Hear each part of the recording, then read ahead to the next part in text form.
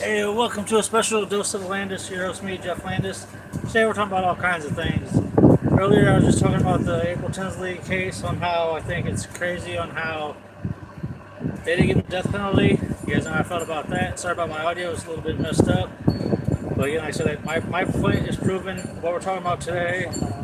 Okay, we'll cut on this one.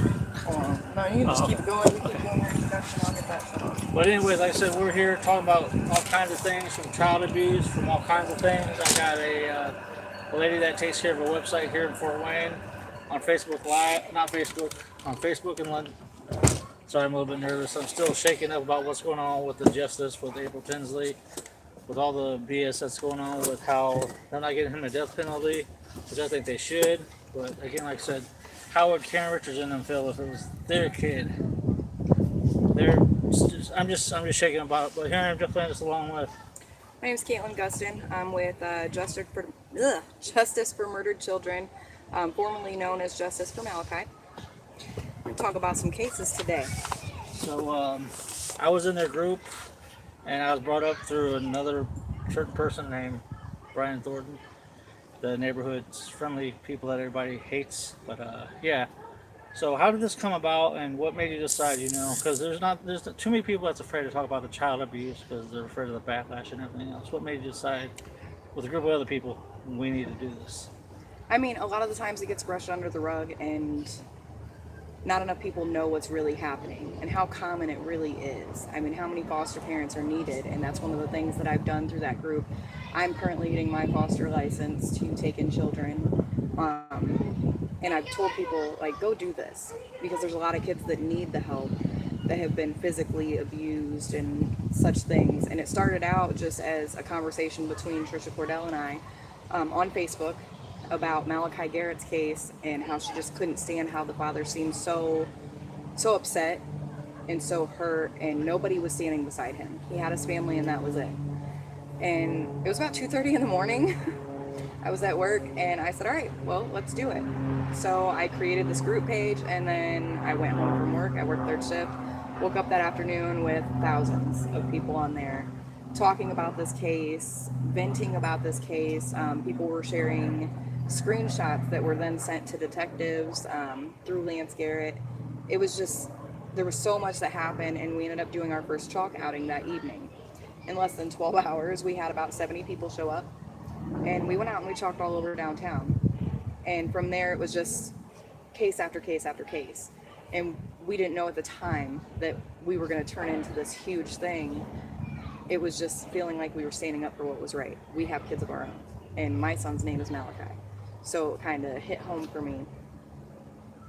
Yeah, like I said, it's just crazy on how they have these child crimes that's going on, but yet, like I said, the like Commodore thing. I talked about that with you yesterday, and I just don't understand on how the family is straight up stupid for what they did. Because the family's like, well, just give them, the whole death, not death sentence, but give them prison for death. You know what I mean? Yeah. But I just don't understand. How do you feel about these? They let these child crimes go lightly when, say for instance, if it was, one of us that did this, which, I would never do that, and you would never do that, No, God no. we would get the electric chair or something. But how do you feel about how they're so light on these child crimes?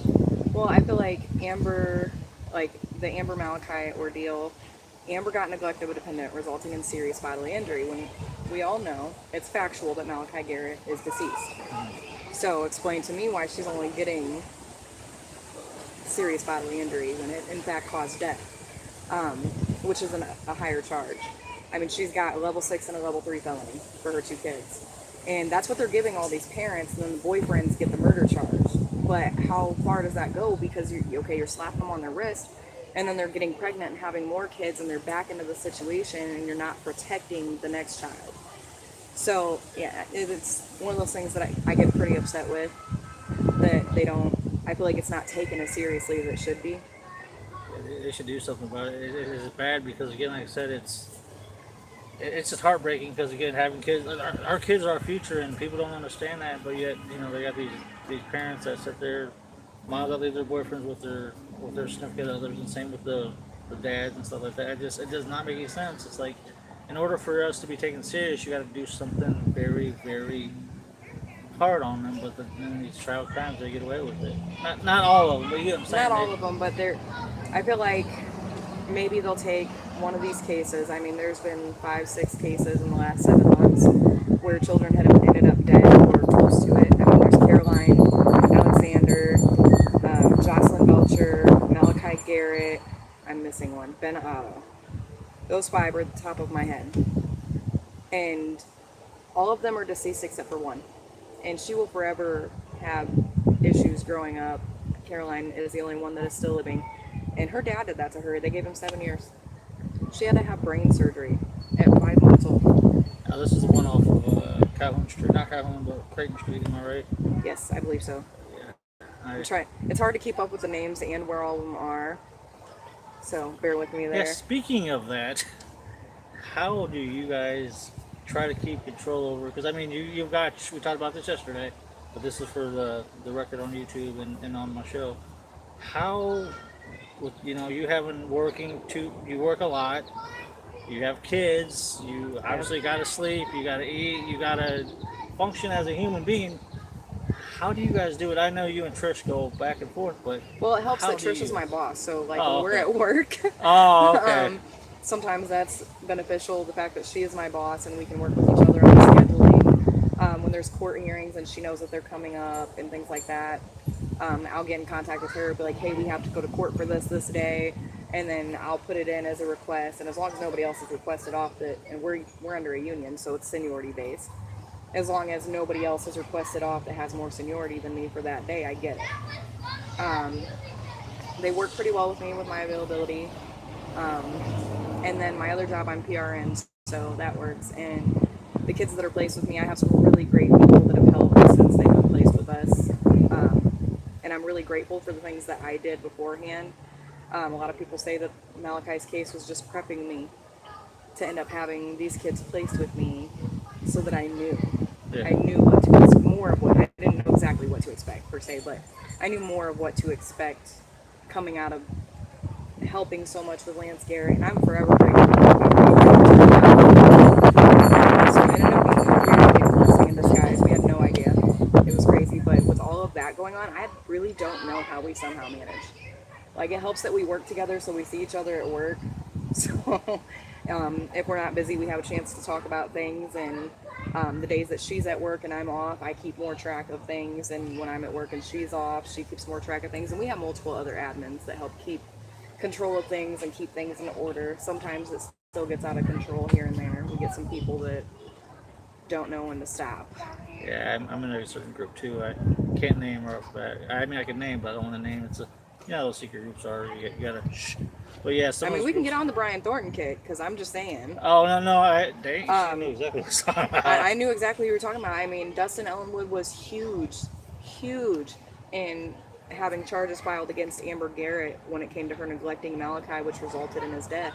If it weren't for him and the phone that he bought from her and saw the group and saw everything that was going on and saw the news and realized this is the same woman, why does she want this phone so bad? And for him to look and know immediately that he needed to turn it over to the police. I mean, if it weren't for him, we probably still wouldn't have charges against Amber You're Garrett. wondering what happened and what went Yeah, wrong. and I'm forever grateful to him, because I mean, Lance Garrett has gone through the ringer with his case alone, and his family. I'm so grateful to them, because they've just kind of kept up with everything with us. And yeah, Brian Thornton, I have a few choice words to go after someone that helped, get the charges on someone who neglected their child, and for him to go after his business, saying that he was giving away people's personal information. Well, at that point, once he bought the phone, it was his property, it was his personal information at that point. Which is understandable. So, it's one of those things that's hard for me to keep my mouth shut on.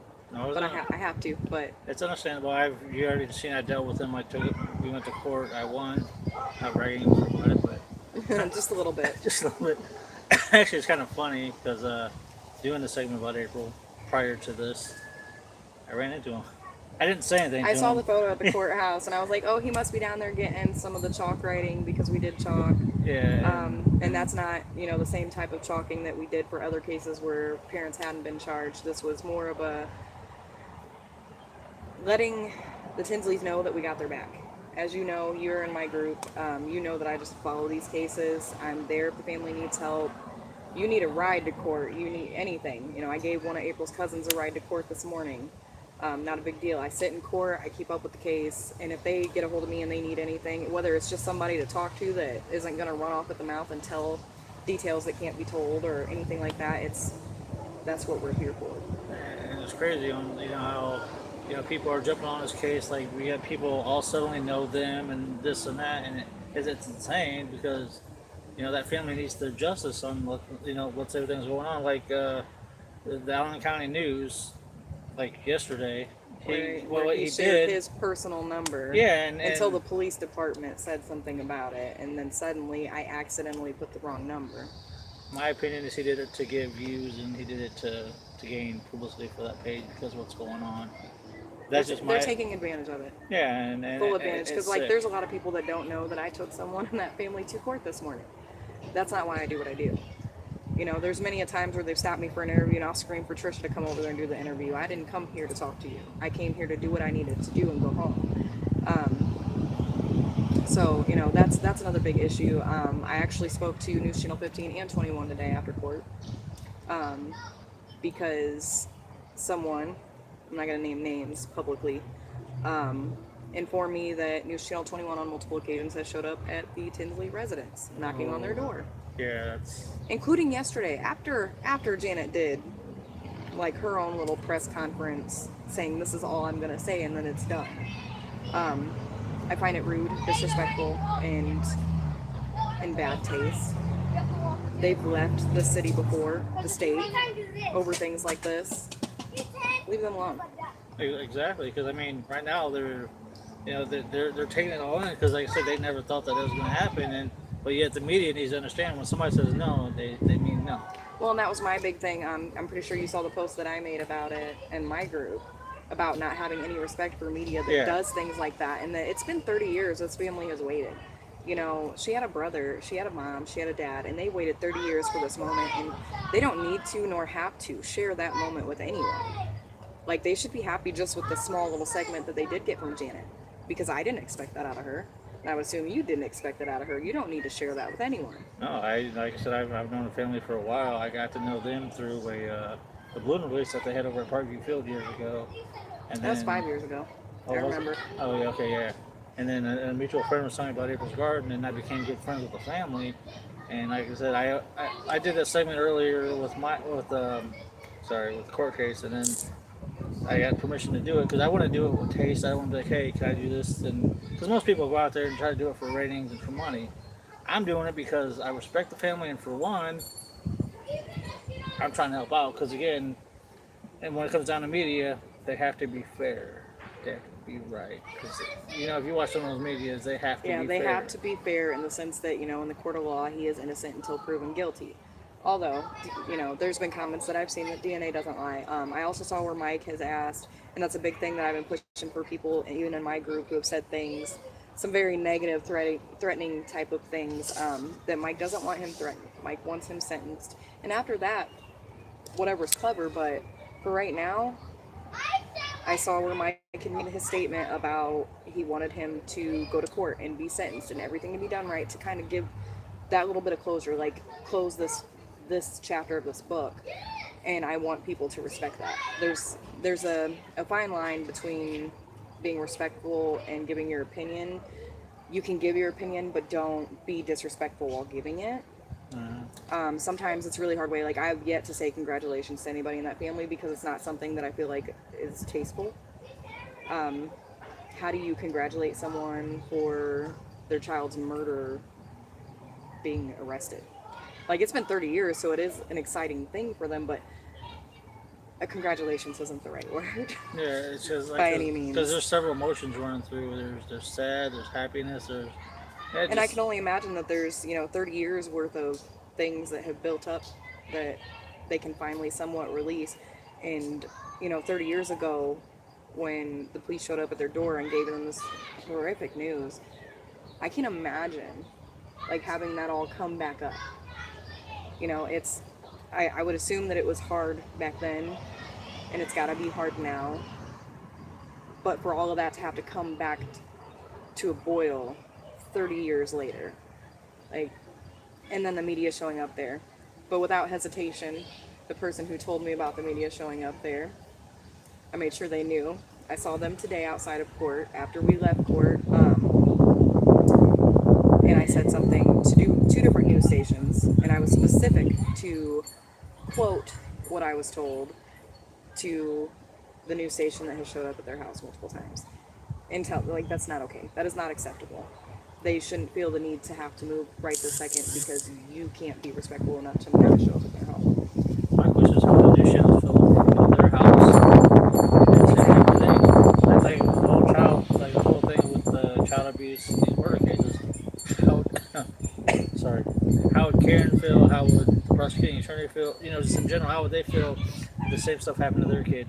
Without hesitation, you know, they'll do the death penalty, or they'll just say something 10 times harsh.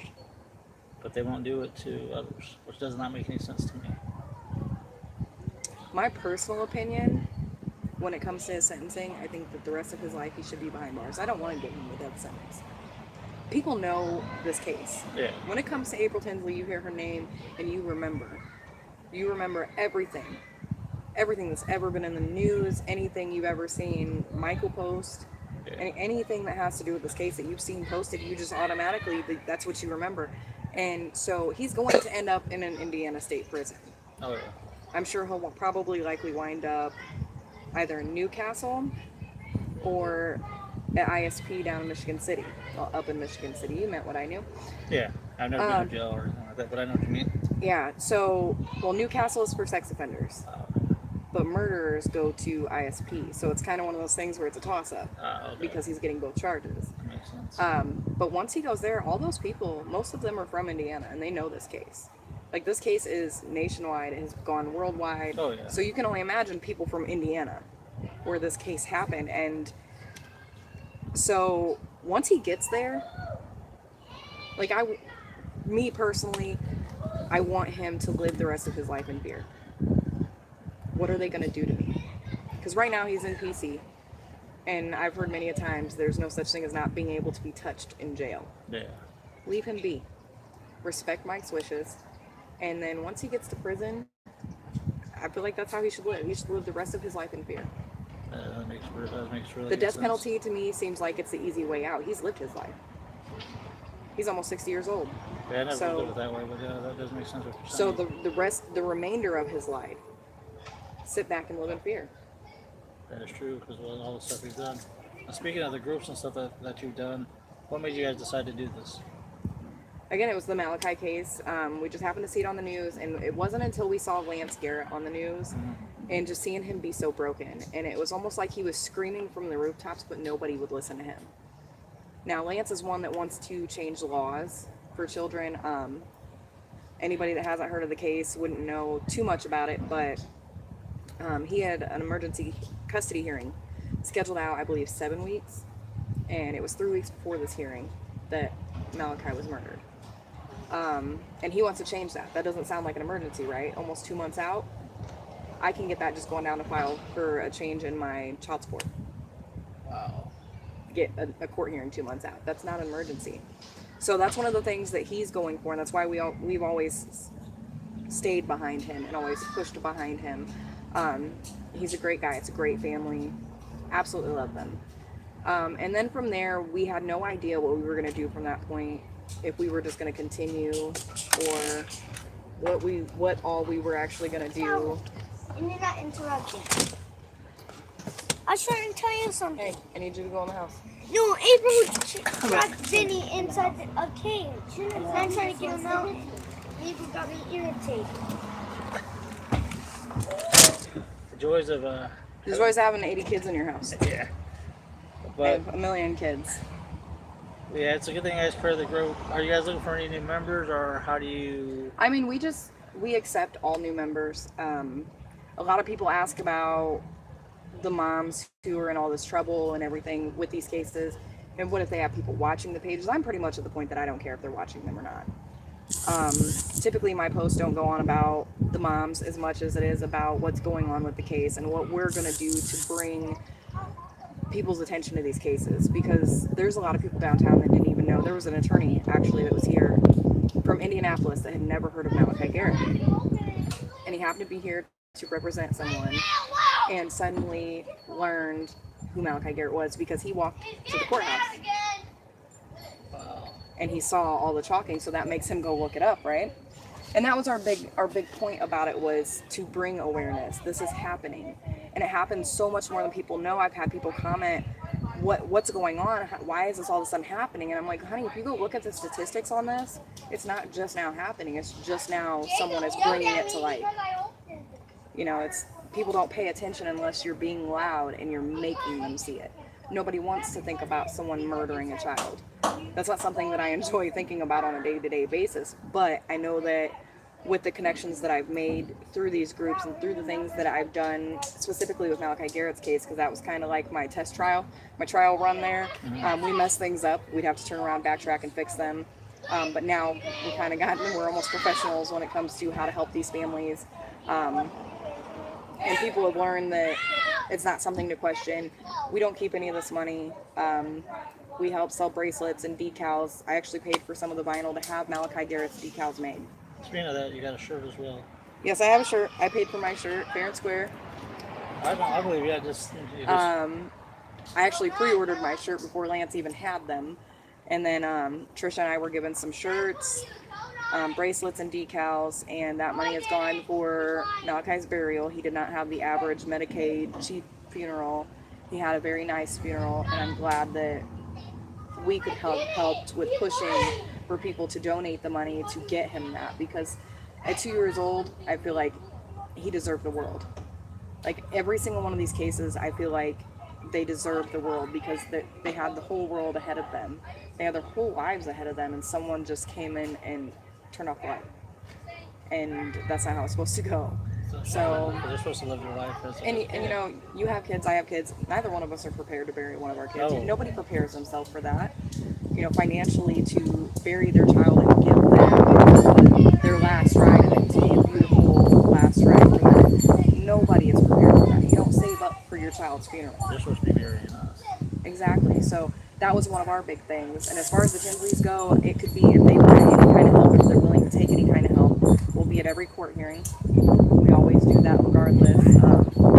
And then we can get money together to help get them moved out and into somewhere that the media doesn't know, if that would make their lives a little bit easier. Get money together to build on to April's garden, buy more flowers, new plants, anything like that. That's the type of stuff that we do. That's good, and it's rare because normally you get people who does it for the money, and they got kind of, I'm not saying you guys aren't, but it's good that they got a legit group that's actually out there for a good cause, not there to, hey, get the money and leave. They're actually there for a good cause. We follow a lot of these cases, and it's actually nice to see, like Caroline, I believe it's her cousin. Don't quote me, I might be wrong, I might be an aunt. But she actually came out to help Chalk for April. And she comes out whenever she can. She's come out for other cases. And it's nice to see that these families appreciate and show their gratitude by coming back. When another family, you know, tragedy strikes them, so I'm going to go out and help them because these people helped me. Kind of like a pay it forward type of thing. It's a very weird pay it forward, but it's a pay it forward. That's understandable. Now I know I got like 2 more questions before we go. How do you feel about the child system with the cases being failed with? Because like I said, I've had CPS call me like years ago for something stupid, and I mean we passed it and everything. But how do you feel like CPS overlooks the wrong things, but yet they get the wrong people at wrong? You get what I'm saying? With that? Yeah, and this isn't something that I feel is the caseworkers who are at fault. It's, you got to look at it as, okay, so we have the governor up here. The governor is going to decide how much money DCS is going to get, how much money the police department is going to get each year, right? Yeah. So it starts there. Because, of course, they have to have the funding to even provide the services. And then you go down. There's the director of DCS, and ours just resigned. They have a new one now, but she resigned, and in her letter it stated that if the governor didn't respond, that more children would likely die. I mean, that was a damning letter against the governor, you know? Yeah. So, and that's when he called for DCS to be looked at, and there are so many problems, and they only did a quick overview on what was given out to the public, but some of them being that it's not until the second call is made against someone that they'll even go check. Wow. You can refuse to let them in your house. And at that point, there's nothing that the caseworker can do. They have to abide by the law. I didn't know that. I thought you could always let them. You have to let them in the house because they have an officer with them. That's what I always thought. I'm not sure how it goes when the officer is with them, but when they initially come out, typically they're by themselves. Oh, okay. And you do not have to let them in your home. I did not know. And some people will do that, and it's not their fault. There are parts of DCS that have huge, huge problems, but I don't blame this on the caseworkers. This is at a state level. It's not at a local level. It's way beyond that. National. Yes, it's a national problem, but see, DCS is something that is done state by state. It's not, there's not national law over it, so each state varies on what their laws are when it comes to the Department of Child Services. And so when I look at it, and people are always trying to go after these caseworkers, yes, every now and then you do get a caseworker that is at fault. We just had one over in Ohio that was turning away and making false reports and taking food stamps from mom. Mom was paying her in food stamps to not report the abuse. She was charged in that case because the child ended up dead. But there are, tendencies like that where the caseworker is very much so at fault. But typically, your caseworker is not at fault. It's at state level. Wow. It's a way bigger problem. They have to follow the rules and regulations. It's almost like when you meet nurses, when you meet doctors. Sometimes you get a quack doctor, sometimes you don't. Yeah. And it's not the hospital's fault. It's the doctor. It's the doctor's fault. Now, flip that and reverse it. You'll get a great caseworker, but her hands are tied. There's nothing she can do because the state says this. And she has to abide by the rules. And of course, just like anything else, you might get a quack here or there. So that's the major problem, is we have to go to a state level. This can't just be a local thing. When they do the reviews on DCS, it's not just Fort Wayne's Department of Child Services. It is statewide. No, it's a statewide thing. Statewide, okay. Because the DCS is regulated state by state. It's not a national program. Okay, I didn't see again. I didn't know that. Wow. There's a lot of things that I didn't know that through this I have learned so much. I've learned so much about the legal system, about the Department of Child Services, and a lot of the issues that they have. And funding is a big part of it because there's, especially with the opioid crisis, they have a huge problem with funding. There's so many kids being pulled from their homes that they can't afford, and there's not enough foster families to take them. And that's why I keep saying, get your fostering license.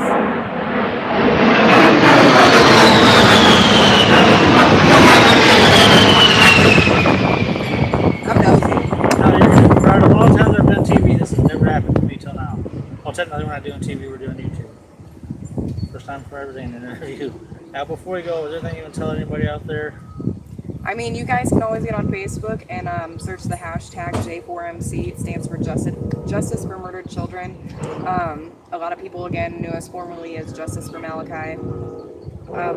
The only thing I can ask anybody is just come back us up. Come out, talk, show support for these families. You don't need to be all up in their faces, but just be there. If they need you, they can tell you that they need you. That's all there really is to it. That's all we do. We reach out if they